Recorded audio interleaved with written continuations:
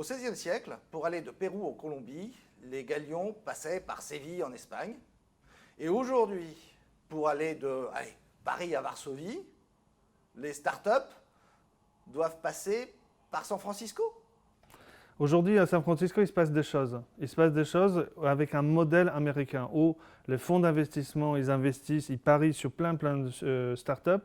Il y en a une qui explose et derrière, ils pensent faire une vague, une wave, où ils vont tout ramasser sur le passage mondial, où ils vont faire les marchés américains, l'européen et peut-être les chinois. C'est un modèle américain. Il marche. On voit que sur un certain nombre de startups, ça donnait des bons résultats. La start-up chinoise ou l'écosystème chinois, il est différent. C'est plus étatique, c'est plus la culture est différente. On n'a pas de modèle européen. On n'a pas un modèle où on peut dire on va faire comme cette boîte-là, on va faire du coup ces premières étapes, etc.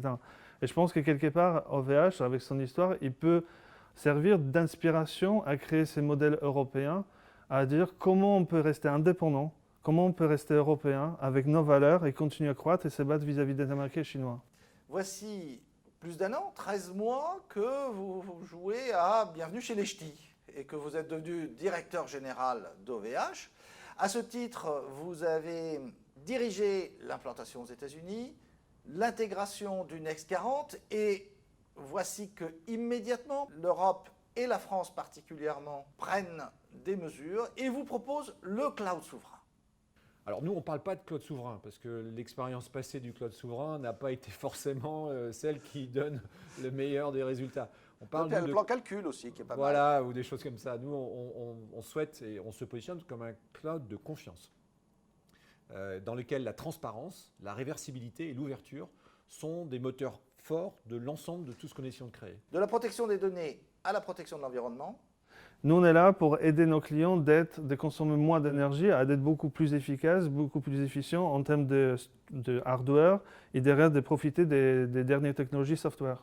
Lors de la keynote, un de nos clients, qui s'appelle Deloitte, qui est un des grands cabinets d'audit et de conseil mondiaux, a indiqué qu'un de ses critères de choix était justement un critère écologique.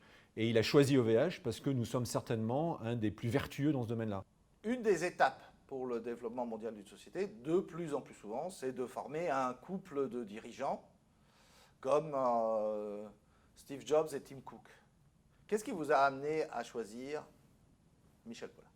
J'ai eu la chance en fait de trouver en Michel quelqu'un qui me comprend, mais qui arrive à déchiffrer de manière très facile, parce qu'il maîtrise la langue, parce qu'il a cette intelligence-là, de savoir exactement ce que je veux dire. Moi, avec je suis né en Pologne, donc j'ai un peu parfois difficulté d'exprimer exactement l'idée que je veux, et puis je suis plus dans l'abstraction. On choisit son directeur général, mais choisit-on également son président? Comment est-ce qu'on monte un couple de travail avec un vrai geek comme Octave Klaba?